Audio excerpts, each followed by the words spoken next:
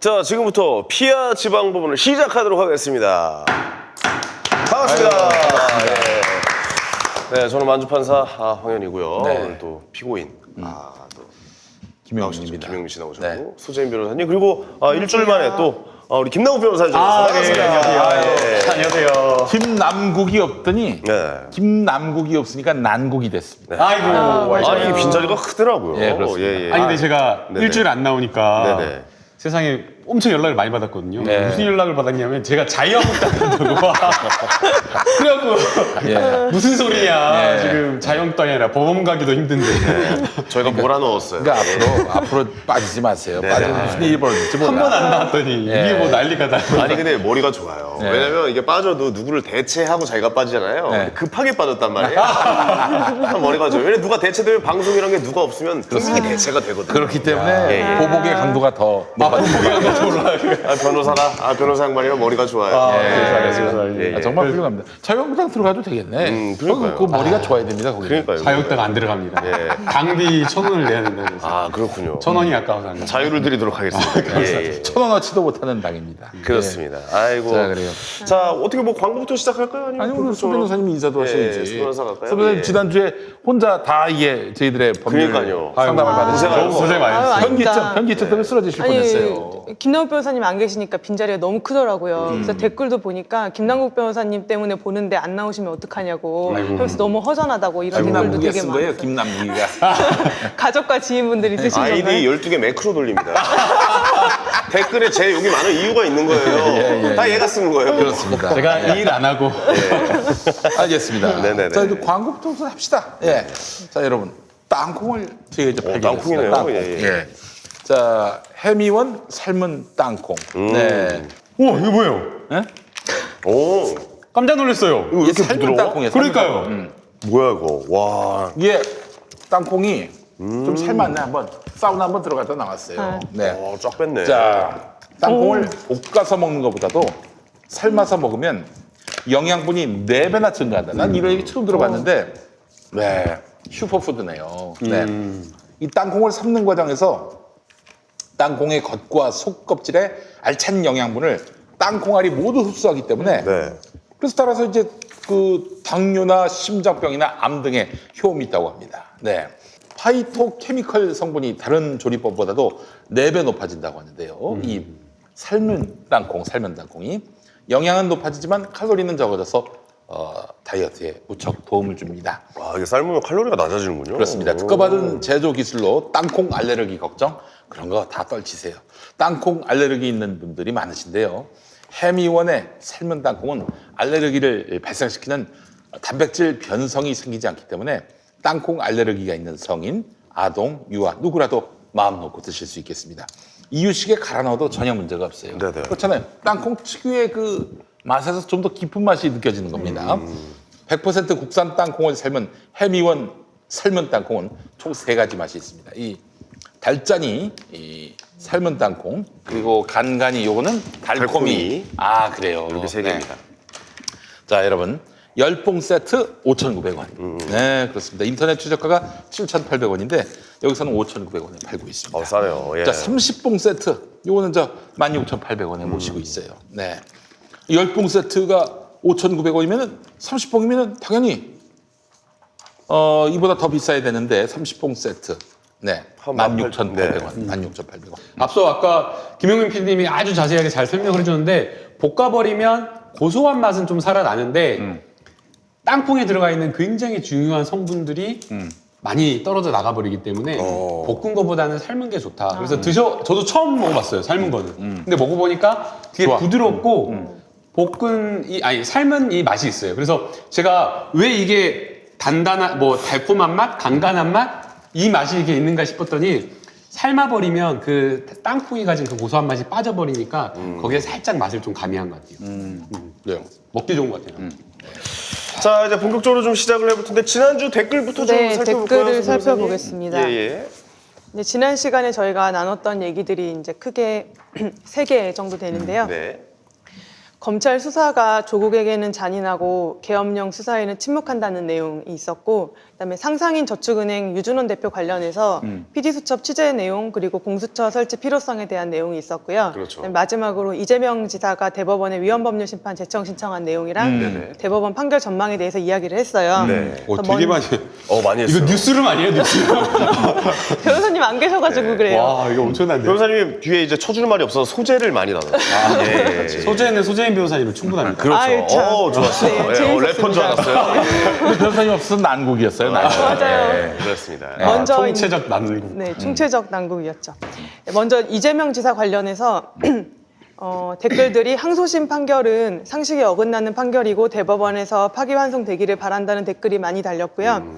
그다음에 그 이후로 보니까 각계각층에서 이재명 지사를 위한 탄원을 또 하고 있다고 하더라고요. 그리고 각계각층의 시민과 정치권 인사, 교수들도 대법원에 탄원서를 제출을 하고 있고, 또 눈에 띄는 것은 지난해 민주당 경기지사 후보 경선에서 이재명 지사와 경쟁을 했던 전해철 의원도 대법원에 탄원서를 제출했다고 하더라고요. 그래요? 네, 그래서 그 탄원서 내용이 이 지사가 강한 추진력과 탁월한 역량을 가진 행정가로서 경기도민들의 지지와 호응을 받으며 더 살기 좋은 경기도에 대한 기대를 갖게 해줬고 경기도에 반드시 필요한 정치인이다 네. 라고 하면서 선처를 호소하는 그런 탄원서를 대법원에 보세요. 제출했다고 이게 바로 해요. 정당 민주주의야. 손해철 의원이 아주 너무 멋있는 행동을 했는데 어. 그 예를 들면 선거에 자기가 경선 때 떨어졌는데 그걸 불복하고 그 주변에 자기 지지자들 동원해 가지고 이재명 지사 깎아내리고 그런 전해철 의원이 아닌가. 우리가 그동안 의심을 그렇게 했는데 네네. 이제 그 의심을 다 떨쳤어요. 그렇습니다. 네. 아니 이렇게 정확하게 이렇게 뭔가 좀 상대였었고 네. 대결을 펼쳤는데 네. 깨끗하게 승복을 했고 뒤에서 이제 이건 잘못된 거다, 잘못된 거 잘못됐다고 얘기를 네. 하고 이렇게 뒤에서 말씀해 주는 게 어떻게 보면 좀 맞는 게 아닌가 그런 생각도 들어요. 탄원서 제출하면서 반드시 있어야 할 그 정치인이다라고 이렇게 이야기하고 있고요. 그렇죠. 또 그 다음에 그 전에 사실은 양정철 민주연구원장하고 그 다음에 김경수 지사님하고도 다 같이 함께 전해철 의원님도 보려고 했었대요, 원래는. 같이 식사 자리가 네 명, 있었죠. 예, 네 명이서 원래 보려고 했는데 이제 일정이 맞지 않아서 그때는 이제 세 명이서만 했었는데 네 명이 사실은 같이 합친 것과 마찬가지로 모든 그 주류, 민주당 내의 주류, 비주류 이런 것 없이 원팀이다라는 것을 진짜 그대로 보여준 거예요. 아, 보기 좋았습니다. 예. 그냥 뭐 탄원서만 제출한 게 아니라 같이 또 이렇게 밝게 웃으면서 사진 끌어안고 찍죠. 사진 예. 찍고 예. 그랬다는 게 너무 좋은 것 같아요. 불복하면 안 됩니다. 네네. 불복하면 안 돼요. 승복해야 됩니다. 아니 거의 뭐 이제 예전에 우리 선거에 불복하면은 뭐 탈당해서 다른 당을 창당한다거나 뭐 다른 당으로 들어가가지고 다시 뭐 대선 후보로 나고 이런 거 우리가 많이 봤잖아요. 그래서 저기 전해철 의원은 그러지 않았는데 예. 그동안 보여준 모습이 매우 신사적이었어요. 네. 네. 그 이재명 오해하는 지사, 분들이 있었죠. 이재명 예. 후보를 반대하는 사람들은 이재명 지사에 대해서 반대한다면 뭐 정의당을 찍든지 기권을 하든지 그래야 마땅한 거 아닙니까? 남경필한테 찾아가가지고 파파미 파고 파도 미담만 나오는 남경필이었어. 남경필 지지 선언을 했네. 이거는 그런 진짜 적이 있었죠. 아닌 거 아닙니까? 이건 해당행위죠, 해당행위. 해당행위지. 이게 사실 예전에 경선을 치르면서 경선 후보들 간에 막 이렇게 치고받고 막 하고 고소고발하고 그 다음에 거기에 더해서 뭐 승복하지 않고 막 탈당하는 그런 일이 되게 많았었잖아요. 네네. 근데 그랬던 이유가 그 경선 과정이 치열해서라기보다는 네. 사실은 치열한 점도 있지만 치열해서라기보다는 그것보다 더 문제였던 거는 공천 룰이 공정하지 않아서. 그렇지. 그러니까 지도부가 막 마음대로 밀실에서 공천을 한다거나 아니면은 누군가에게 유리하게 룰을 막 직전에 바꿔버리고 막 그런 일이 너무 많았기 때문에 사실상 당내에 승복하는 문화가 쉽게 자리 잡지 못했던 거고요. 그렇습니다. 근데 이제 그런 논란이 계속해서 반복되다 보니까 그런 논란이 있을 때마다 사실은 많은 국민들이 실망하게 되는 거잖아요. 민주당 당원들도 실망하게 되고 그래서 아예 애초에 그런 것들을 없애버려 가지고 이제 최근에는 굉장히 그러한 어떤 공천 룰이나 이런 것들이 투명해졌고 그 다음에 문제가 되는 전략 공천도 최소화해야 된다. 심지어 이제 내년 총선 지금 한 5개월 남았잖아요. 근데 내년 총선 같은 경우에는 총선 직전에 막 뭐 공천 룰 확정하면 논란이 되니까 이거 아예 이거 논란 자체를 막겠다라고 해가지고 지난 여름이었죠. 지난 여름에 최고위원회에서 공천 룰 확정하고 그것을 권리당원에게 투표하도록 해가지고 당원들이 이 공천 룰을 확정할 수 있게 그렇습니다. 해가지고 싸움을 미리 미연에 방지했기 때문에 그렇습니다. 앞으로는 막 공천과 관련된 잡음이라든가 네네. 아니면 이런 다툼이라든가 이런 거 좀 보기가 어려울 것 같아요. 어려울 것 같아요. 아, 우리 좋아요. 총선에도 또 이게 다툼이 없고 이렇게 투명한 공천 룰이 자리 잡았으면 좋겠어요. 여당이 말이죠. 네. 여당이기 때문에 기본적으로 좀 그 뭐랄까요. 디스카운트 된 게 있어요. 뭐냐면은 여당이기 때문에 저 사람들은 권력을 갖고 있다. 이런 인상이 굉장히 강하다고요. 그런데 그런 여당에서 공천 갖고 싸움이 붙는다? 그건 망한다는. 보기 안 좋죠. 그렇죠. 아니, 절대. 망하려고 작정한 거예요, 그거는. 지난번에 새누리당이 그랬었잖아요. 네. 옥새 들고 들고 나르자. 네, 그런 일도 있어요. 영도다리 회군 막 영도다리까지 갔다가 돌아.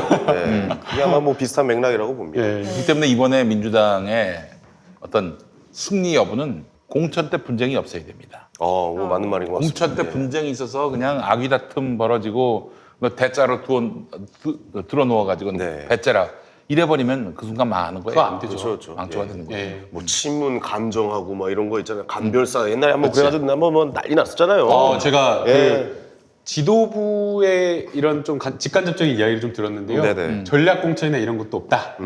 그다음 좋다. 예. 예. 그렇게 해야지. 공천 룰대로 확정해서 가겠다. 그리고 지금 총선 기획단이 꾸려졌잖아요. 총선 기획단에서 여러 가지 정한 총선과 관련된 룰을 지금 정하고 있고, 네. 그 다음에 어떤 인재상, 어떤 전략으로 치를지 그런 것들을 지금 정하고 있는데, 총선 기획단에서 정한 이런 룰이나 이런 전략 이런 것들을 최대한 존중해서 우리 당원 당규에 따라서 총선을 치르겠다라고 이야기를 하고 있고요. 네네. 그다음에 이제 무엇보다 사실은 당 대표가 욕심을 부리는 경우에 항상 문제가 많았거든요. 근데 이해찬 대표님은 아예 본인 스스로가 불출마 이미 오래전에 당 대표 출마하시면서 그 선언을 하셨고, 네. 그다음에 나한테는 아무도 없다. 그러니까 내가 누구를 챙겨줘야 될 사람도 없고 뭐 해야 될 사람도 없기 때문에 전혀 그런 욕심이 없다라고 이야기하고 있기 때문에 잘 될 것 같아요. 근데 이제 사실 민주당은 그 별 걱정이 없는데 또 민주당은 문재인 대통령이라는 거대한 말하자면은 중심축이 있어요. 문 대통령이라는 이런 당내에 확실한 지도력이 있기 때문에 여기에 도전하고 덤빈다? 그건 이제 정치 생명을 앞으로 장담을 못하는 거지. 근데 자유한국당은 리더십이 없어요. 근데 공천은 뭡니까? 누군가는 불이익을 주고 누군가는 이익을 줘야 되는 거예요. 네. 여기서 싸움 벌어지면은 이 사람들 어디 갑니까? 우리 공화당 가는 거예요. 네. 그러니까 진짜 다음 총선은 압승을 해야 된다고 저는 생각이 들어요. 촛불 민심에 의해서 문재인 정부, 촛불 정부가 태어났는데 2년 반 동안 많은 개혁을 하려고 했는데 검찰 개혁조차 못했어요. 자유한국당 반대로. 진짜 내년 총선 때는 압승을 해가지고 상반기에 하지 못했던 여러 가지 개혁과 관련된 과제를 국회에서 진짜 뚝심 있게 추진력 있게 밀고 나가야 되고요. 그러려면 반드시 내년 총선 민주당이 압승해야 된다. 그리고 그러려면 다 뭐 이제 개인적으로 뭐 진짜 국회에 들어가시려고 준비하신 후보자들 많은 걸로 알아요. 물론 그분들 뭐 진짜 원외에서 고생하시고 야인으로 진짜 힘들게 하신 거 알지만 네. 그럼에도 불구하고 개인적 욕심은 좀 접고 정말 큰 민주당의 승리 그리고 문재인 정부의 승리를 위해서 헌신할 수 있는 그런 총선을 치러야 될 것 같아요. 아니 김남국 변호사 뭐 연락 좀 안 왔어요? 어떻게 좀 민주당에서 뭐 이게 30대 기수로 해가지고 또 아유, 이렇게 그렇죠. 뭐 그런 거는 왜 부끄러워해? 왜 부끄러워해 갑자기? 왜요? 또 우리 능력자잖아요 또. 아이고 무슨 능력자야. 네. 그래요? 전혀. 다음을 노리는 거죠. 아니요, 노리는 게 아니라 만약에 제가 어디 필요하다, 뭐 나경원 저격공천 가야 된다, 동작을로 가라 그러면 나 동작을로 가고 그런 일은 북한으로 공수부대 투표. 나경원은 얼마나 고마운 사람인데 거기다가 왜 민주당이 저격수를 보냅니까? 그거는 당선되게끔. 그게 너무 도움이 돼요, 나경원 씨가. 알겠습니다. 근데 이제 예. 이런 생각이 또 듭니다. 이제 자유한국당은 황교안 대표가 지도력이 없기 때문에 예를 들어 친박이 낙천이 됐다. 우리 공화당 갑니다. 비박이 낙천됐다. 그럼 유승민한테 갑니다. 이래저래 표가 갈리면은 다음 선거에서 이길 수가 없어요. 오늘도 보니까 이현주 의원이 신당 창당한다고 얘기가 또 이게 나왔더라고요. 여러분들 예. 우리가 이 부분을 네. 잘 생각해봐야 되는데 지금 저쪽 야당은 또 큰 문제가 뭐냐면은 유튜브 중독점. 유튜브만 보면 이현주는 자기가 대권 주자야. 네. 맞아요. 보수 이 유튜브. 착각에 빠져가지고 자기가 신당 창당하면은 자기한테 줄 설 거라는 생각을 하고 있는 거예요. 네네. 정신없는 겁니다. 네. 그 유튜브 뽕이 있나 봐요. 대단합니다. 정말 그렇습니까? 무서워요. 그렇군요. 야, 어쨌든 우리가 댓글 하나 소개했는데 이렇게 많이 들어보니까 김영 변호사니까 확실히 터는 게 달라지네요. 맞습니다. 아니 저는 예. 뭐 다른 거는 그 뭐가 아쉬운 게 없는데 진짜 내년 총선에서 많은 20대, 30대가 공천을 받고 그렇죠. 예, 예. 단순하게 그냥 공천 받는 것만으로 그치는 게 아니라 원내로 많이 들어갔으면 좋겠어요. 맞습니다. 예. 인구 비례로 따지면 사실 20대, 30대가 거의 보이지가 않아요. 그래서 소재인 변호사님도 진짜 뜻이 있다고 하면 진짜 출마하셔가지고 원내로 들어갔으면 좋겠다는 생각이 들고요. 아니 뭐가 모자라? 진짜 변호사가. 응? 저는 갑자기 소재 변호사로 네, 그다음 넘겨버렸어. 아니 진짜 왜냐면요 항상 그 20대 30대가 없다고 하면서 청년 공천 한다라고 하면서 청년을 공천을 한다고 하는데 한 명. 그냥 형식상으로 간판으로만. 맞아요. 뭐 위원회 가보게 되면요 위원회에 꼭 청년을 집어 넣어요. 두 명, 맞아요. 한두 명 넣었는데 청년들이 발언하는 게 없어요. 실질적 권한이 없어. 그리고 그렇지. 청년들은 그냥 위원회 가가지고 과자만 먹다 가는 거예요. 마라탕콩 먹고 하고. 아 그렇습니다. 과자는 마라땅콩입니다. 그러니까 그 위원회에서 마라탕콩을 준비해줬으면 청년들이 좀 덜 그거 했을 텐데. 덜 분노가 이거 먹으면은 그냥 집으로 가라고 해도 근데 기분이 좋을 거예요. 그래요. 그러니까 청년들 뭐 비례대표로 네. 한두 명 꽂는 게 아니라 진짜 공천을 해서 제대로 좀 승부를 좀 봤으면 좋겠다 뭐 이런 말씀하신 것 같습니다. 네, 그래서 예. 총선 기획단에서 그런 것들을 좀 받아들여서 정말 20, 30대 청년들이 국회에 진출하고 20, 40대 목소리가 청년들의 목소리가 정말 국회에 좀 전달이 됐으면 좋겠습니다. 알겠습니다. 네, 두 번째 댓글. 두 번째 네. 댓글. 아우 참 아이고, 말이 네, 많아서 좋습니다. 좋아요. 네. 예. 두 번째 댓글은 그 조국 전 장관의 가족 수사 관련해서 또 많이 댓글을 달아주셨어요. 네네네. 어제 서울중앙지검 반부패 수사부가 그 정경심 교수를 자본시장법상 허위신고 미공개 정보 이용 등 14개 혐의로 구속 기소를 했죠. 그리고 이제 좀 딸을 또 공범으로 적시를 했더라고요, 공소장에. 그래서 그 딸에 대한 기소도 이루어질 가능성이 있다고 보고 있어요. 그래서 여기에 대해서는 제가 댓글을 읽기보다는 그 정 교수 변호를 맡은 김칠준 변호사가 공소장을 보고 기자들에게 문자를 보낸 게 있대요. 그래서 댓글 대신에는 이 주제 관련해서는 이 문자 내용을 한번 읽어보려고 해요. 검찰이 기소한 공소장에는 사실과 사실이 아닌 것이 뒤섞여 있고 법리에도 많은 문제가 있다. 결과적으로 공소장에는 동의할 수 없는 그림이 그려져 있다. 이렇게 문자를 보냈고 또 이제 정 교수가 건강 문제를 핑계로 검찰 조사를 성실히 받지 않았다는 지적에 대해서도 문자에 썼는데 정 교수는 여러 가지 건강상의 어려움을 겪었다. 심야에 조사를 마치고 구치소로 복귀하던 중 졸도로 쓰러지기까지 했다면서 그래도 최선을 다해 검찰 조사에 응했다라고 했고요. 근데 마지막으로 그동안 12회에 걸쳐 조서 분량만 약 700여 쪽에 달하는 조사를 받았고 70여 차례의 압수수색이 이루어졌다. 진실은 법정에서 규명될 것이기에 차분하게 재판을 통해 진실을 밝혀나가겠다라고 그렇게 이제 입장을 밝혔고요. 이 부분은 저희가 끝까지 지켜봐야 하는 부분이고 이거는 댓글 코너가 끝난 다음에 얘기를 이제 김남국 변호사님이 해주시면 좋을 것 같습니다. 그리고 세 번째로 계엄령 문건이랑 정관 유착, 검찰 개혁 관련해서도 댓글을 많이 달아주셨는데 이거는 읽고 싶은 댓글이 너무 많아서 제가 편집 각색해서 2개로 만들어 봤어요. 와, 첫 번째는 대학생 자기소개서에 적힌 봉사활동 표창장이 진짠지 가짠지 수사를 하려고 수십 곳을 압수수색하던 검찰이 나라의 기관을 흔드는 계엄령 문건에는 나 몰라라 하는 게 지금 검찰의 현실이네요. 씁쓸합니다. 라는 댓글이고 네. 그다음에 세월호 사건 재수사를 한다고 하는데 수사단이 10명 안팎의 검사로 꾸려진다고 하네요. 조국 가족 수사에 특수부 40명이 투입된 것과 비교가 됩니다. 라는 댓글이에요. 네. 그래서 요 몇 달간 이슈가 기승전 조국이었다면 얼마 전부터 이슈는 기승전 공수처 설치, 기승전 검찰개혁이 된 것 같습니다. 그리고 마지막으로 지난 시간에 주가 조작 구조를 제가 설명을 드리면서 네네, 상상인이 어떤 역할을 하고 있는지 설명을 했었는데 네네. 주께서 상상인. 네, 맞습니다. 거기에 대해서 조금 보충할 내용이 있어서 네. 상상인은 주가 조작 구조에서 사채업자 역할이어서 법적으로는 문제가 안 되는 것처럼 보일 수도 있고 이번 검찰 조사 결과도 별 문제 없는 것으로 마무리된 것처럼 보여요. 네. 근데 문제는 최근 1년간 상장 폐지된 11개 회사 중에서 상상인이 대출해준 회사가 9개라는 거거든요. 이거는 분명히 이상한 것이고 피디수첩에서도 자세히 취재를 했는데 그 과정에서 정관 변호사가 개입되어 있기 때문에 더 의심이 증폭되는 부분이 있거든요. 그래서 검찰이 상상인의 혐의점을 수사하지 않고 덮고 가는 것은 어떻게 보면 검찰이 선을 넘는 것이라고 생각이 들고요. 벌써 이번 조국 가족 수사 관련해서도 이미 검찰이 선을 넘었다는 생각이 들어요. 그래서 검찰 개혁과 공수처 설치가 반드시 좀 돼야 할 것 같습니다. 그래서 오늘 소재인 변호사님 말씀을 듣고 검찰이 상상인 그룹을 압수수색을 한 것 같습니다. 진짜요? 오늘 아이고, 압수수색을 네. 했다라고 이야기를 하고 아이고, 있고요. 그러니까요. 그렇군요. 이제 사실은 심사 과정에서 개인에게 이 대출하는 그 과정 자체가 미심쩍다. 개인에게 이렇게 큰 금액을 그렇죠. 대출해 준 예. 것 자체가 특수한 것이고 네.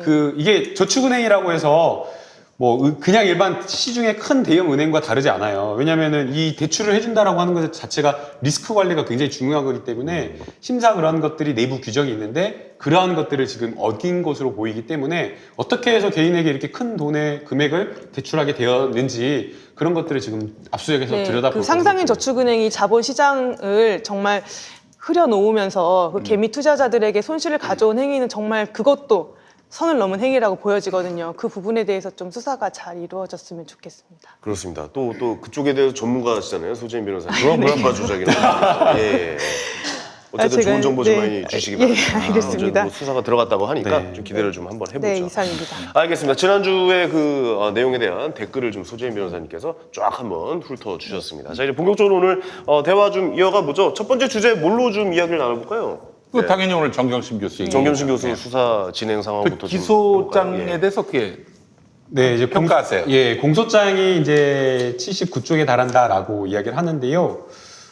저희가 처음에 이제 조범동 오촌 조카와 관련된 그 공소장이 공개가 되었을 때 정경심 교수가 공범관계에 놓여 있지가 않다. 그리고 또 놓일 수가 없다라는 그런 이야기를 했었잖아요.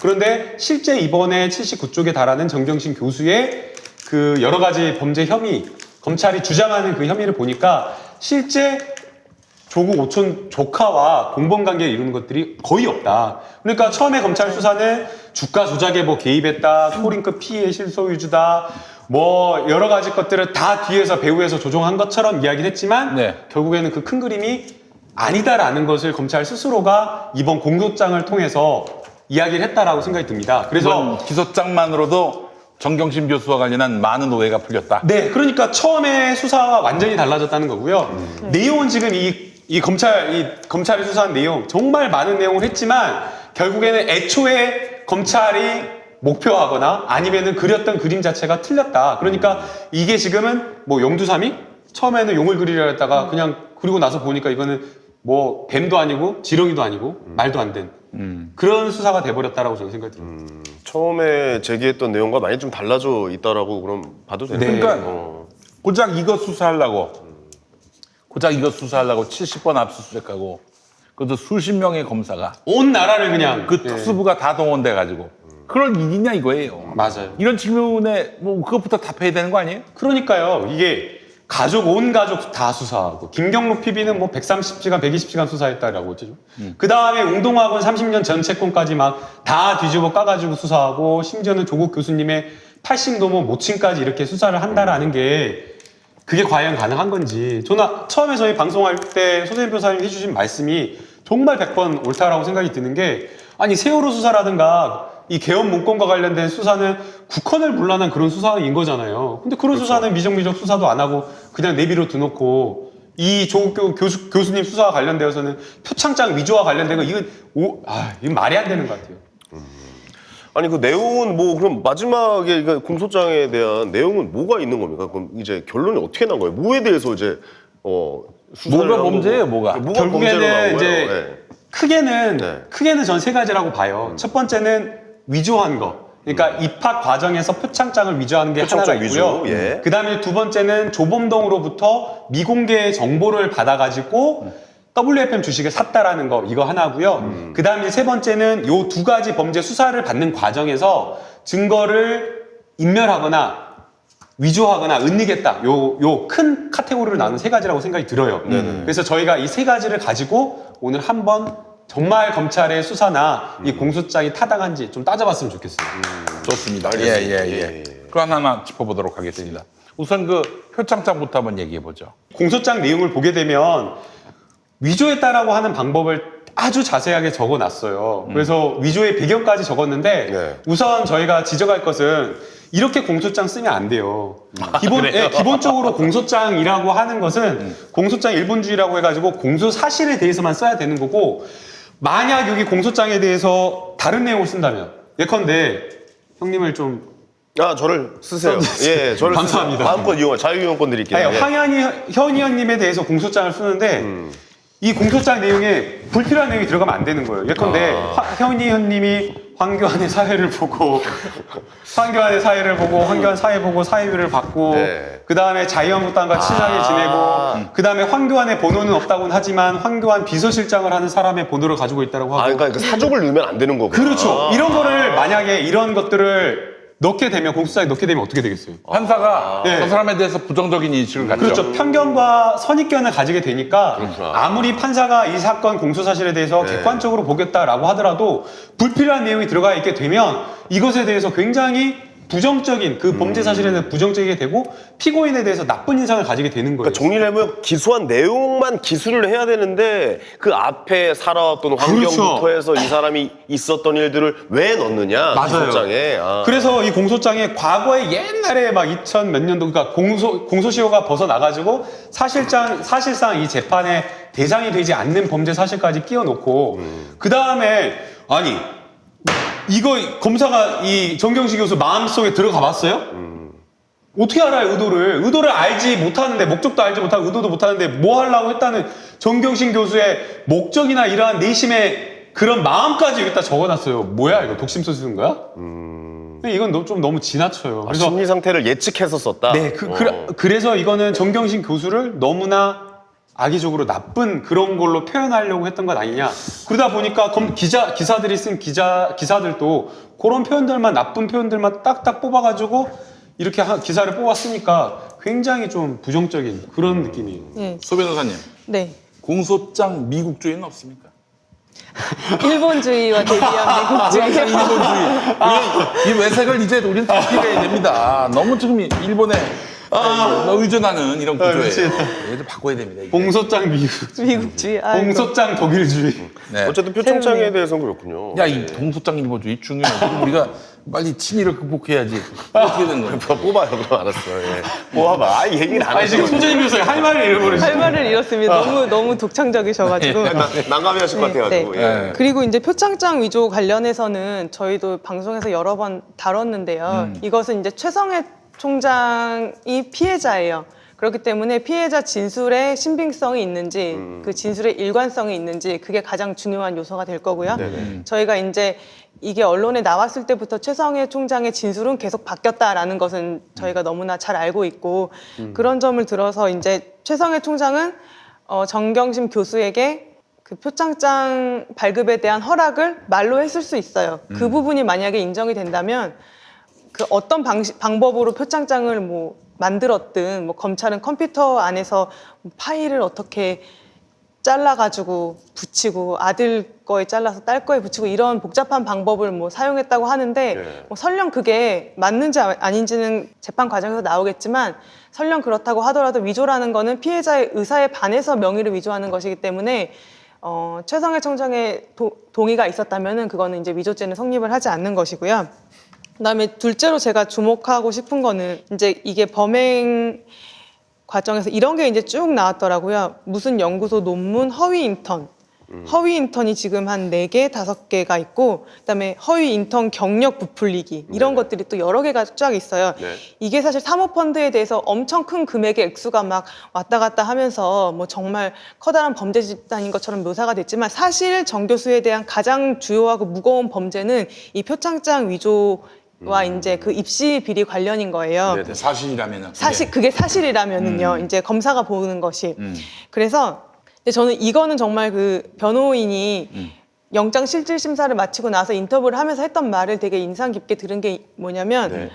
과연 허위 인턴이 무엇이냐. 그러니까 그 당시에 그 무슨 제도라고 하잖아요. 그 뭐지? 입학사정관 네. 제도 하에서 여러 가지 스펙을 쌓는 그 학생들이 인턴 증명서를 가장 많이 가져오는 것인데 거기서 과연 허위 인턴이라는 것이 어느 정도까지 예를 들면은 10시간을 해야 되는데 2시간을 했으면 그거는 허위 인턴 증명서여서 기준이 뭐하구나. 위조죄의 처벌을 받아야 되는 것이냐 이러한 사회적 합의가 이루어지지 않은 상태에서 네네. 이것들을 쫙 열거를 해가지고 공소 제기를 했는데 이게 이제 법원에서 어떤 판단을 받게 될지는 좀 저도 지켜보고 싶습니다. 아니, 제가 그 방송에 한참 조국 교수님 관련해서 여러 가지 방송할 때 모 방송국의 공영 방송입니다.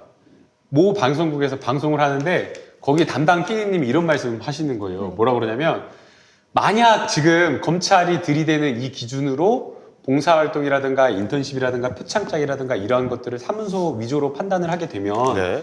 지금 방송국에 있는 사람이나 아니면 공공기관에 있는 사람, 봉사활동과 관련되어서 여러 가지 증명서를 끊어줬던 사람들은 거의 한 3분의 2가 다 구속된다라는 거예요. 발급을 해준 사람들이. 네, 그러니까 과거에는 봉사활동을 끊어준다라고 하는 그 인증기관이라고 하는 그것도 없었어요. 그러니까 그냥 회사도 끊어주고 뭣도 끊어주고 다 끊어주는 거예요. 맞아요. 네. 그래서 이제 논란이 되니까 너무 이제 봉사활동과 관련되어서 제대로 하지 않고 남발이 되니까 그것에 대해서 봉사활동을 인정할 수 있는 인증기관, 뭐 시민사회 단체라든가 그러한 인증기관만 뭐 관공서라든가 이런 것들만 가능한 걸로 바뀌었고요. 그 다음에 그렇게 바뀌었는데 그렇게 바뀌었는데도 불구하고 발급 주체가 그냥 마음대로 찍어주는 거예요. 그러니까 권한을 관공서에게만 줬는데도 불구하고 관공서에서도 그냥 그 기준이 모호하다 보니까 이것도 좀 개선을 해야 되겠다라고 해가지고 관공서에서도 이 봉사활동이나 인증을 하는 그 담당관을 정해가지고 하도록 했다라는 거예요. 그래서 이런 어떤 그 계속 관례처럼 해왔던 게 있기 때문에 이러한 모든 것들을 다 처벌하고 할 수 있는 건 아니잖아요. 그래서 그러한 것들을 생각을 한다면 객관적 사실에 얼마나 부합을 해야지 이게 사문서 위조가 아니냐라는 것이거든요. 그런데 봉사활동을 제대로 했다라고 한다면 그러면 그건 권한 있는 자에 의해서 인증서를 찍어준 거기 때문에 그것을 사문서 위조로 보기에는 어렵다라는 거예요. 그러면 그것은 이 인증서의 인증 내용은 있고 그 다음에 인증서와 인증서에서 확인하고 있는 내용과 사실이 불일치한 부분이기 때문에 불성실하게 봉사활동했다. 야, 봉사활동 좀 너무 좀 제대로 안 한 거 아니야? 라고 이렇게 이야기할 수 있는 정도지 인턴십 뭐 3일 했는데 막 2주 끊었다라고 해가지고 그걸 사문서 위조다. 이렇게 말하는 건 무리라는 거예요. 결국 김남욱 변호사님이나 소진 변호사 사문서 위조로 보기에는 이제 기준도 좀 애매하고 네. 이게 좀 어떻게 이게 잣대를 들이대야 되는지 모르겠다라고 좀 보시는 거예요. 그러니까 이게 다 쪼개보는데 네. 그런 것들이 좀 섞여 있다라는 거고요. 뭐 물론 동양대 표창장이나 일부 사문서 위조가 되었는지 안 되었는지 모르겠어요. 뭐 PC에서 뭐 자른 거 뭐 세로 내용 붙인 거 있다라고 하니까 유죄가 근데 서로 된다고 하더라도 그게 이게 이렇게까지 막 3개월 동안 온 나라를 막 뒤집어 해집어 까면서 막 정말 국정을 혼란시킬 정도, 국정을 마비시킬 정도의 그럴 정도의 죄냐 이거예요. 이 정도의 죄냐. 이 정도 죄냐 이거예요. 그리고 저는 라고 이거를 이제 말씀하시는 입시비리라고 얘기를 하시는데 이걸 입시비리라고 얘기를 할 수 있는지도 모르겠어요. 왜냐하면 보통 입시비리라는 거는 학교에 만약에 대학에 들어간다 그러면은 대학에 입학하고자 하는 학생과 그 학생을 위해서 어떤 압력을 행사하는 자가 그 대학 내부에 있는 사람들이랑 압력을 행사하거나 어떻게 짬짬이를 해서 그 학생을 들여보내주는 게 그게 입시비리인 거지 이 바깥에서 인턴 증명서를 끊어주거나 포창장을 발급해서 그거를 학교에 내게 하는 거를 입시비리라고 하는지 저는 그 용어 자체도 조금 애매모호하다고 생각이 들어요. 네, 그래요. 학종에 관련된 약간 그런 거기 때문에. 그 예. 지금 조국 너는 왜 천사처럼 성인처럼 살지 못했냐 이런 얘기밖에 안 되는 거예요. 네, 지금. 사실 그 문제인 것 같아요. 네. 그래서 이걸 갖고 엮어서 한다. 이건 뭐 굉장히 자기적이고 인위적이다. 이런 판단을 지을 수가 없어요. 예. 알겠습니다. 어쨌든 그 첫 번째에 이제 공소장에 적혀 있는 내용은 그 내용이고 네. 두 번째로 넘어가 볼게요. 사모펀드. 네, 사모펀드. 사기 WFA. 보조금 관리법 위반이 있죠. 이게 제가 예. 부끄럽다고 했던 한 달에 20만 원씩 120만 원 받은 것을 이제 구속영장 범죄 사실에 기재했던 그 내용 있잖아요. 네네. 그러니까 이거는 이제 정 교수가 그 학교에 나온 보조금을 이제 그 딸에게 영어 번역을 시키고 그다음에 한 달에 20만 원씩 준 내용을 기소를 한 거예요. 아니 그러면 또 일을 했으면 그게 왜 잘못이에요? 그러니까요.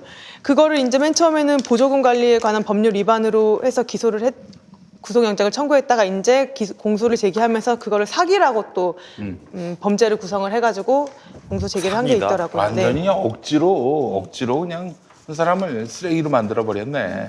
온 가족을 다 쓰레기로 네, 만들어 정말 버렸어요. 쓰레기로 만들었죠. 조국 교수님과 관련되어서 이거 하나 빠뜨린 게 있었어요. 굉장히 중요한 건데. 아, 예, 짚고 가셔야죠. 예. 예, 그 공주대학교 인턴십과 관련되어서 여기서는 그 정경심 교수의 동창 친구에게 부탁을 해가지고 허위로 뭐 인턴십을 발급받았다라는 식으로 이제 공소사실 기재가 되어 있는데 지난달에 이미 공주대학교 윤리위원회에서 심사를 했다라는 거예요. 네네. 그 아마 오늘 그 포털에 들어가 보면 기사 많이 보셨을 거예요. 뭐 수초 뭐 물갈이하고 뭐 했다라고 라는 식으로 진짜 아무것도 안 한 것처럼 했는데 그게 인턴십 과제였다라는 거예요. 그래서 그 교수가 내준 과주를 수행을 제대로 했다라고 이야기를 하고 있고요. 연구윤리위원회에서 그냥 단순하게 당사자들 말만 듣고 그렇게 심사를 한 게 아니라 당시에 주고받았던 메일이 다행히 남아있어가지고 굉장히 서로 간에 진지하게 결과 보고하고 구체적 지시하고 그런 메일들을 주고받은 그 내용을 확인을 해가지고 공주대학교 윤리위원회에서는 문제가 없었다. 고등학교 3학년 신분의 학교를 다니면서 그 정도의 연구 인턴십 과제 하는 것 자체가 대단한 거다. 그리고 메일을 보면 진지하다라는 그런 결론을 내가지고 연구윤리위원장이 문제 없다라고 결론을 내렸다라고 해요. 알겠습니다. 그렇다라고 하면 네. 검찰은 두 가지죠. 첫 번째는 그런 연구윤리위원회의 결정이 있었는데도 불구하고 무리하게 지금 이렇게 또 기소를 한 것 아니냐라는 그런 비판을 받을 수밖에 없는 거고요. 그리고 여전히 지금 이 안에 들어가 있는 것은 논란이 있다. 이렇게밖에 볼 수 없을 것 같아요. 알겠습니다. 사모펀드 얘기 한번 해보죠. 네. 이제 사모펀드와 관련된 부분은 이제 크게 두 가지인데요. 이 자본시장법 위반인데 자본시장법 위반으로 경미한 건데 거짓으로 보고를 했다. 그러니까 사모펀드와 관련된 인적 구석이라든가 금액이라든가 운영 금액이라든가 이런 것들이 바뀌게 되면 이 금융감독원에 신고를 하도록 되어 있어요. 네. 그런데 해당 부분에 대해서 사람과 관련된 부분에 대해서 제대로 신고를 하지 않았다. 그러니까 변경 보고를 제대로 하지 않았다라는 게 하나가 있고요.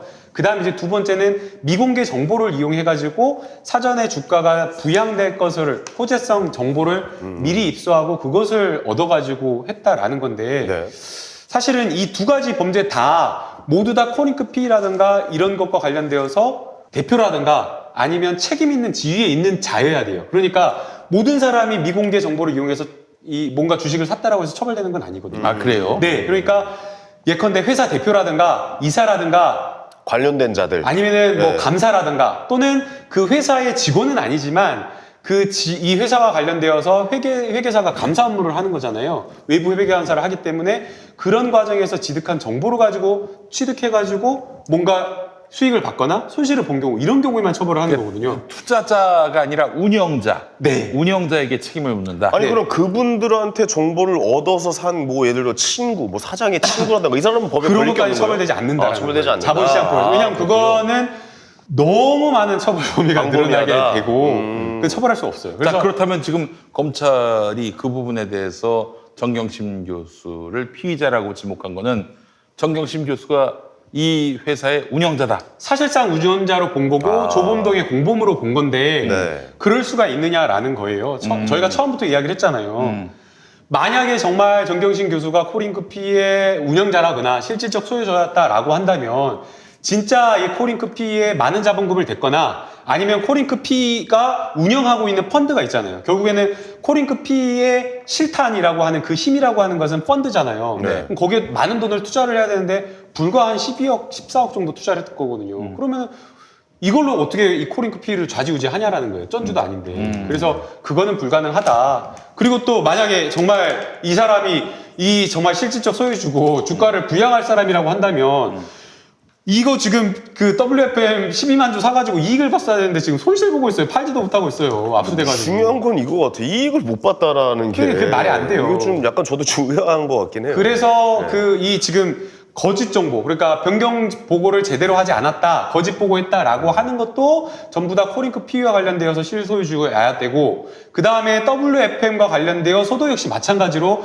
경영진에 해당하는 그 지위에 있어야 돼야지 처벌이 되는데, 지금 이것은 좀 그 단계부터, 전제부터 조금 무리하다라고 좀 보여요. 저 그거 하나요. 저게 오늘 기사 나온 것 중에 무슨 뭐 차명으로 뭐 주식을 뭐 샀다 뭐 그런 기사가 좀 나온 것 같은데 거기에 대해서는 어떻게 받아들여야 되는 뭐 거예요? 차명으로 샀을 수도 있을 것 같아요. 뭐 미용실 원장부터 해가지고 뭐 이게 있다고 그러더라고요. 네, 샀을 예. 수도 있을 것 같아요. 왜냐하면 거래 내역이 있다라고 지금 이야기를 하고 있고 네. 지금 그 진술이 있다라고 그 도와준 사람, 차명 계좌를 빌려준 사람 진술이 있다고 하니까 그랬을 수도 있을 것 같아요.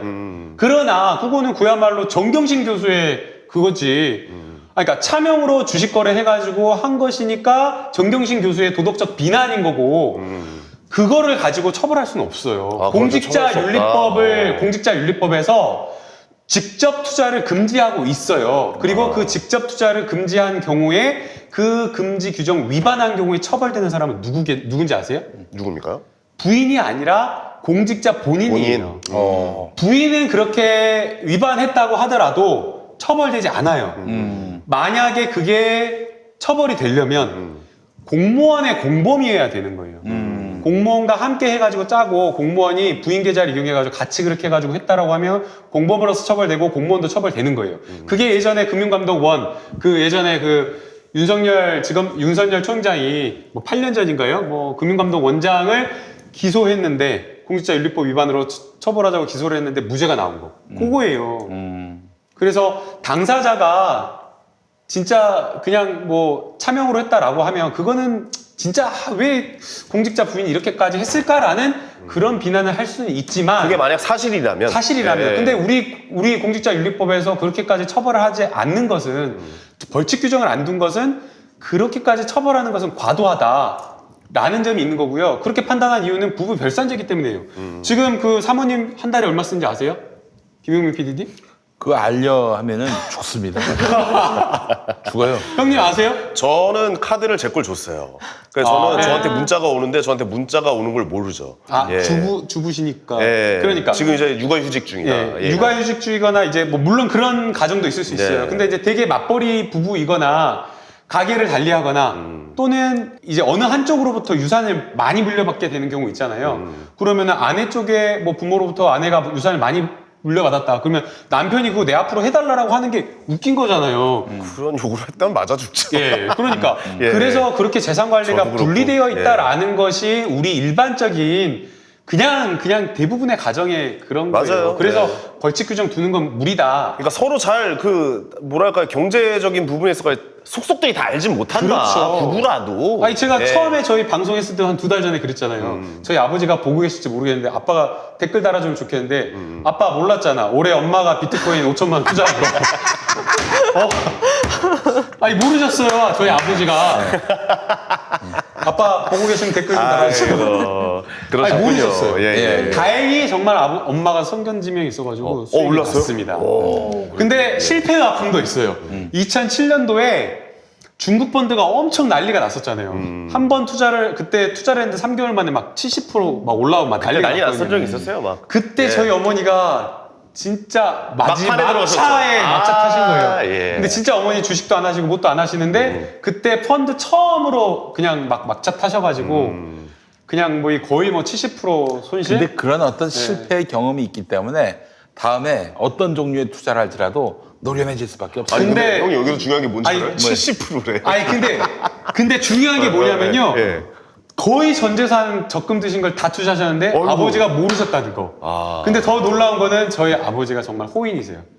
그래서 넘어가셨어요? 그냥 뭐 다른 거 같았으면 이혼감인데 화도 안 내셨어. 뭐 있어도 그만 없어도 그만 어차피 내 돈이 아닌데. 대인 배신이요. 대인 배신. 대인배가 아니라 어차피 내 돈이 아니라 생각하시고. 그러니까 서로의 경제 공동체는 아니요. 아버지가 용돈만 한 20만 원, 30만 원 받았으시니까 네. 고난이 그 돈에 대한 고난이 하나도 없는 거예요. 알겠습니다. 자, 그나저나 저기 뭐야 조국 전 법무부 장관이 민정수석일 때 집에다가 뭐 5천만 원을 보냈나?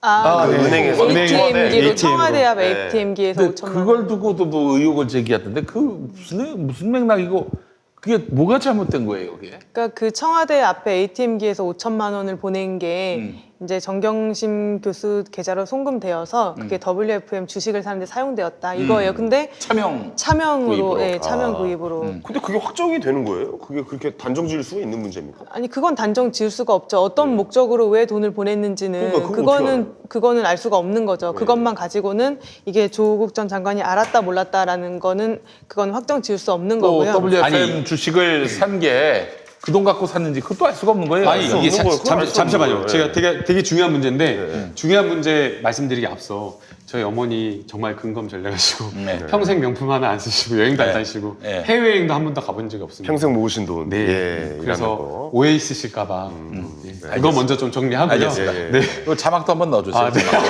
네, 그 다음에 이게 입증이 되겠어요? 나는 이건 안 된다고 아니 봐요. 이건 말이 안 돼. ATM에 예. 그 ATM으로 이체를 하셨다라고 하는 거예요, 조국 교수님이.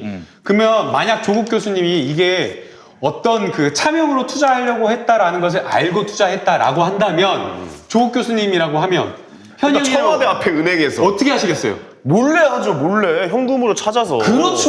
사실 솔직히 현금으로 이거는 안 찾아가지고 돼요. 예. 집에서 전달하거나 당연하죠. 아니면은 미리 뭐 해가지고 몇 개월 뒤에 하게 하거나 그런 식으로 해야죠. 아니 요즘에 ATM 기계가 많이 없어졌어요. 은행도 많이 없어졌고. 왜냐? 핸드폰으로 다니까. 폰으로 하니까 굳이 그걸 폰으로 또 인터넷으로 하니까 그래요. 굳이 그거를 그 고상스럽게 한꺼번에 가는 것도 아니고 여러 차례 걸쳐서 돈을 보낼 이유가 나는 있었는지. ATM에서 5천만 원이 이체가 되는지도 몰랐어요. ATM 하면 또 CCTV가 다 영상이 찍혀요. 그렇죠. 그러면 그 은행 CCTV는 다른 데 같은 경우에는 다른 기관이라든가 이런 데 CCTV 보관이 짧아요. 몇 개월 뭐 하드디스크에 보관한 게 한 몇 개월밖에 뭐 2, 3개월밖에 안 되고 그러는데 은행 같은 경우에는 뭐 엄청나게 오랜 기간 보관하기 때문에 다 남는데 이것을 범죄를 저지르려고 하는데 그거를 본인 계좌로 해가지고 한다? 그거 말이 안 돼요. 사실. 나도 이거는 이해가 안 가는데. 자, 그 다음에 그러면 검찰이 주장하는 것을 과연 입증할 수 있을까라는 점이에요. 그래요. 예. 은행에서 계좌로 요청됐지만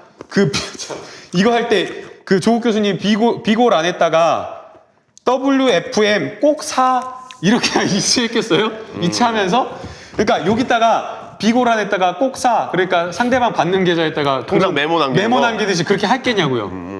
안 없잖아요. 그러면은 이거 입증하려면 이게 무슨 돈인지 입증하려면 어떻게 입증될까요? 이거 뭐 휴대전화를 봐야 되는 건가요? 아니죠. 사람 진술에 의해서 입증이 돼야죠. 이체한 사람 또는 이체해달라고 요청받은 사람 네. 그 두 사람에 의해서 진술에 의해서 입증이 돼야 되는데 조국 교수님이나 정경심 교수님 다 아니라고 말을 하고 있어요.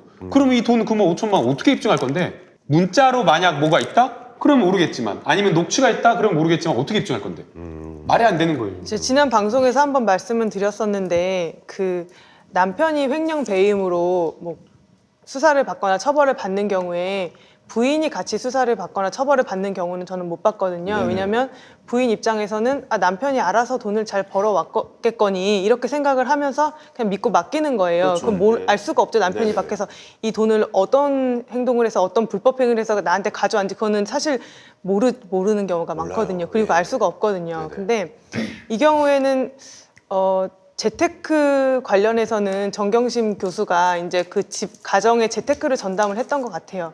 그래서 뭐 WFM 주식을 뭐 산다던가 아니면은 동생에게 돈을 빌려주고 뭐 또 이자를 받는다던가 이런 거는 정경심 교수의 어떤 판단과 선택하에서 이루어진 것이지 그거를 조국 전 장관이 알았다고는 볼 수 없을 것 같아요. 저도 얼마 전에 왜 운전할 때 네. 그 차 여기 옆에 이거 뭐라고 하죠? 다시방이라고 하나 이걸? 일본 말인가? 다시방 일본 말이죠. 네, 이거 사이드 브레이크? 사이드 브레이크. 사이드 말고 이거 여는 거 있잖아요. 공간 박스. 공간 박스. 공간 박스. 공간 박스. 거기에다가 누구 결혼식 사회를 한번 봐주고 봉투를 하나 받았어요. 근데 내가 넣어놓고 깜빡 잊은 거지.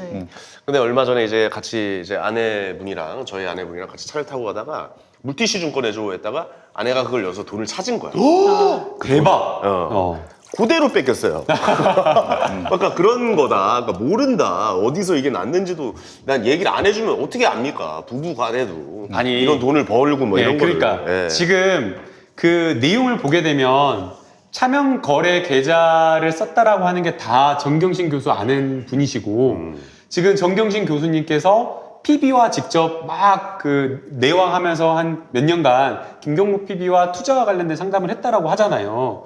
그런데 김경록 PB 이야기는 조국 교수님은 딱 2번 봤을 뿐이다. 몇 년 동안 정경심 교수님 한 5년 동안 PB 역할을 하면서도 조국 교수님은 딱 2번밖에 못 봤다. 네. 그리고 투자와 관련되어서도 조국 교수님께 이야기한 적도 없고 조국 교수님께 설명드린 적도 없고 거꾸로 조국 교수님도 본인에게 물어본 적이 없다라고 이야기를 하고 있어요. 즉 그 말은 투자와 관련되어서는 정말 조국 교수님은 몰랐다라는 게 직접적으로 입증이 되는 거거든요. 그럼에도 불구하고 이러한 중요한 사실을 검찰은 일부러 무시하는 건지 어떤 이유인지는 모르겠지만 자꾸만 언론도 그렇고 검찰도 그렇고 조국 교수님을 끼워가지고 맞춰갖고 놀라고 그러니까 이거를 하는 거지. 뇌물로 이제 엮으려고 하는 거 그러니까요. 맞죠.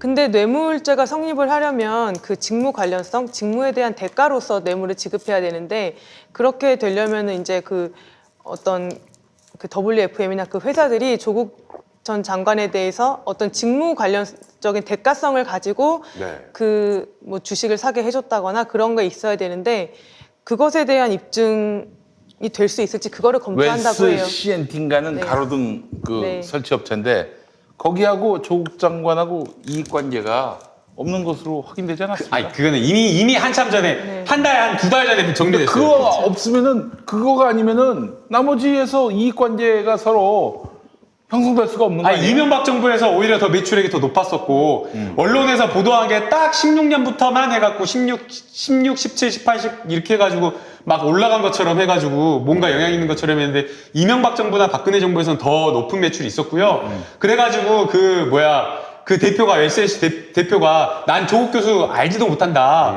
억울하다. 나는 그 전에 전 정부에서 훨씬 더 높은 매출이 있었는데 이 말도 안 되는. 그쵸. 그거다 내가 왜 했고 이미 다 알지도 그- 못하는 조국이란 사람 때문에 이 고생을 하느냐, 뭐 이런 생고생하는지 모르겠다. 이런 얘기를 했었죠. 저거는 의혹의 네. 해소가 됐었죠. 네. 알겠습니다. 두 번째는 기소 내용은 그거였고. 그래서 이제 네. 그 미공개 정보 하나 더 짚고 넘어가야 될 게 있어요. 하나 더 짚을까요? 예. 그래서 이제 미공개 정보를 이용해서 뭔가 수익을 얻거나 아니면 손실을 회피한 경우 처벌되는데 그게 자격이 필요하다. 근데 그 자격이 해당되는지 이것도 불투명한데 그다음 두 번째는 그게 인정된다고 하더라도 이게 미공개 정보냐라는 거예요.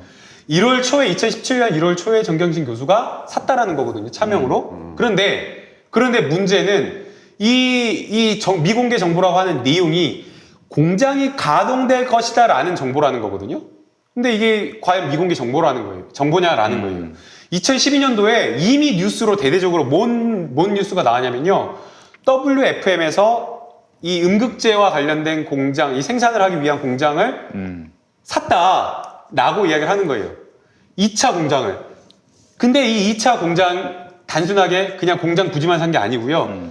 안에 있는 공장 건물까지 다 산 거예요. 땅이랑 건물이랑. 그러면 대대적으로 이 보도를 했다라고 하면 그럼 그 공장은 어떻게 하겠어요? 어떻게 되겠어요? 그러면 그거 공장 사가지고 헬스클럽으로 쓸까요? 아니면 뭐 창고로 쓸까요? 아니잖아요. 처음에 그때 살 때부터 음극재와 관련된 생산 공장으로 2차 생산 공장으로 쓰겠다라고 하면서 WFM이 샀기 때문에 네.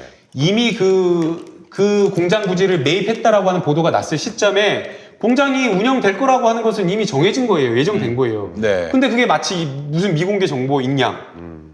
만약 그게 미공개 정보여가지고 정말 큰 수익이 날 거였다라고 한다면 정경심 수익을 봤어야죠. 근데 수익도 보지도 못했고. 근데 이게 어떻게 미공개 정보냐. 뉴스에 다 대대적으로 나오고 공시까지 된 거예요. 이익을 보면 미공개 정보는 아니었다. 네, 그래서 저는 네, 라고 정말 보시는 이게 거죠. 완전히 네. 새로운 사실이었다. 네네. 특허와 관련된 기술을 개발을 해가지고 비밀리에 특허까지 따가지고 이게 그 매출에 딱 정말 엄청나게 영향을 줄 거였다라고 하면은 모르겠지만 공개된 정보기 때문에 호재로서의 가치도 없었고 그 다음에 실제 호재성 정보였다라고 하면 돈을 벌었을 텐데 그러지도 못했다. 그래서 저는 이게 미공개 정보로 판단하기에 상당히 애매하다. 그렇게 좀 봐요. 그 무리하게 엮었다는 얘기인데. 네. 자, 좋습니다. 그러면은 두 분이 판사라고 치고 이거에 대해서 지금 양측의 주장은 다 나온 것 같아요. 지금 이 단계에서 판결을 내린다면 어떻게 판결 내리실까요? 그러니까 모의 재판이라고 한번 생각해 보시고. 네, 그렇죠. 입증 부족이 있죠. 입증 부족이다. 그러면 입증 부족이면 어떻게? 무죄. 무죄죠. 무죄. 예. 네. 자, 김남욱 변호사님. 뭐 지금 공소 사실이 굉장히 여러 가지가 있고 그 다음에 문제가 될 만한 것들을 지금 이야기를 하고 있는데 차명 투자와 관련된 부분 무죄 저는 나올 거라고 보고요. 그 다음에 미공개 정보도 다툼의 여지가 있다. 네. 무죄 나왔다가 유죄 나왔다가 무죄 나왔다가 아니면 유죄 나왔다가 무죄 나왔다가 또 무죄 나왔다가 이렇게 뒤집어질 가능성이 얼마든지 재판부에 따라서 있을 수 있다. 네. 그 정도로 굉장히 애매하다. 그래서 이것은 무죄 나올 가능성이 굉장히 높다고 보이고요. 네. 그 다음에 이제 표창장 의혹과 관련되어서 논란의 여지는 있을 수 있어요. 네. 그 안에 여러 가지 객관적 증거가 있다라고 한다면, 그러나 이게 가사 유죄가 인정된다고 하더라도 그게 정말 우리 사회를 혼란시킬 만큼, 정말 대혼란에 빠질 만큼, 또는 특수부가 정말 이 검찰의 모든 그 총장의 지휘를 받아가지고 직접 지휘를 받아가지고 검찰의 그 진짜 날고긴다라고 하는 특수부의 1, 2, 3, 4부가 파견까지 받아가지고 대대적으로 수사할 만큼 국정농단 수사보다 더 심하게 할 만한 것인지 저는 그건 아니다라고 생각이 듭니다.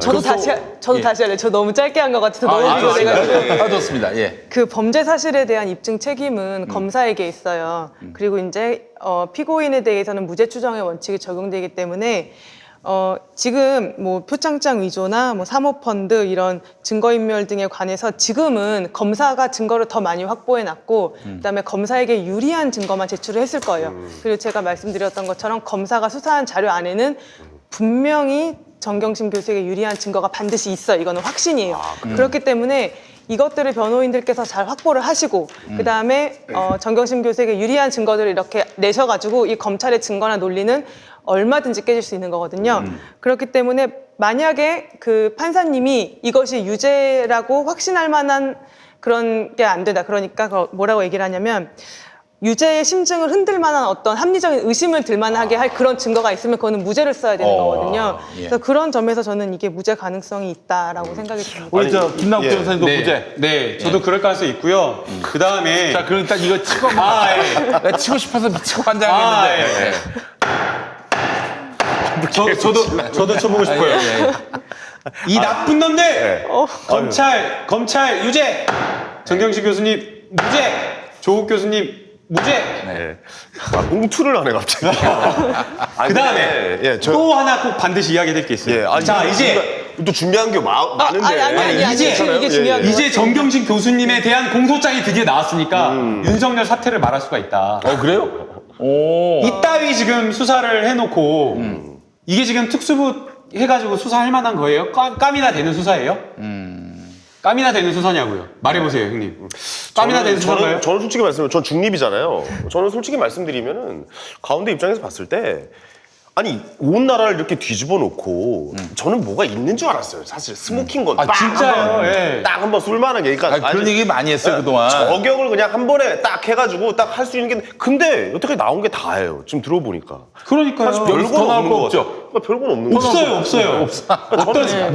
어떤 기자는 좀 진짜 무식하게 정경심 교수에 대해서 추가 수사를 해가지고 더 기소할 거다 이러고 있는데. 그러니까 저는 잘 모르지만 그러니까 일반적인 국민의 시선으로 봤을 때는 사실 뭐 특별한 건 없네. 없어, 사실 뭐 없어. 그건 뭐 모르겠다. 뭐 이런 얘기가 나올 만해요. 근데 이게 마치 무슨 조국 교수님이 뭔가 진짜 핵심 권력이어가지고 이 권력을 가지고 권력형 비리를 저지르는 건 마냥 대대적인 지금 검찰이 수사를 벌였던 거잖아요. 그런데 처음에 언론 보도되었던 내용, 그 다음에 뭐 조국 교수님이 뭐 권력을 써가지고 이거 뭐 주가 조작하고 뭐 영향력 미치고 하나도 없잖아요. 그렇다라고 하면 검찰이 이 수사에 대해서 저는 적어도 책임을 전 져야 된다고 생각이 들어요.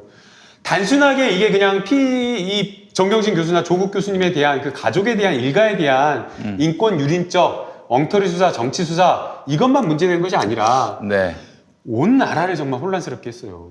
국정이 마비됐고 정말 국론이 분열됐고 많은 국민들이 분열돼서 싸웠어요. 또 무엇보다 또 대통령 책임제 국가에서 대통령 인사가 아, 그래요, 맞아요. 흠집을 냈어요, 흠집을. 그래서 사실 우리 저 애청자 한 분이 중립은 무지의 다른 말이다 이런 말을 했는데 네 맞습니다. 무지에서 중립입니다. 예, 그렇게 넘어갈게요. 우리 저 중립을 너무 좋아하지 마세요. 이제 아, 제가 저는 현희 뭐 형님 특별히- 변호를 하자면 네. 현희 형님은 이제 중립이라는 말은 그만큼 내가 객관적으로 그냥 정말 그렇지. 객관적으로 공정하게 결과적으로 이 판단했을 황인희 때 시간 얘기가 뭐예요? 내가 보더라도 예. 그건 말이 안 된다. 내가 그 취지 아무것도 같아요. 모르는 사람의 입장이긴 하지만은 일반 사람의 입장으로 이건 너무했다 이런 얘기 아니에요. 그러니까요. 특별한 게 없네. 그러니까 우리 저 이런 거. 황인희 예. 씨를 예. 디스할 여지가 없어요. 이건. 그래서 저는 진짜 이 정도 결과 나왔으면 검찰이 전 사과해야 된다고 봐요. 검찰총장이 사과해야 되고 네. 조국 교수님의 수사 그만해야죠. 뭐 지금 공범관계로 지금 굉장히 살짝 건드려 놨더라고요. 인턴과 관련 인턴십이나 뭐 이런 것들 관련해서 수사 빨리 마무리하고 무혐의 결론 내고 사퇴하십시오. 김